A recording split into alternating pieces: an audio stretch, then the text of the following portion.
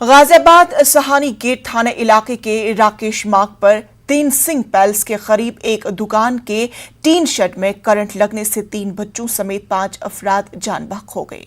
Tin shed में शदीद बारिश की वजह से करंट आ गया था, जिसकी वजह से ये बड़ा हादसा रोनुमा हुआ। वाज़ेह हो कि गाजियाबाद में सुबह से मूसलाधार बारिश हो रही थी, जिसकी वजह से पानी जमा हो गया है।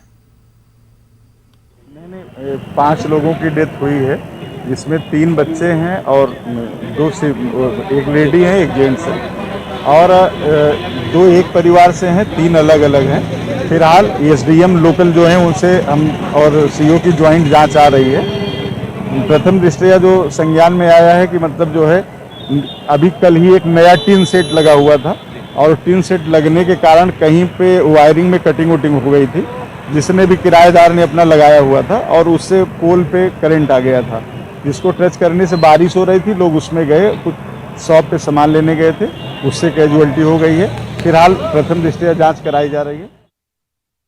लोकसभा स्पीकर ओम बिरला ने पंचायती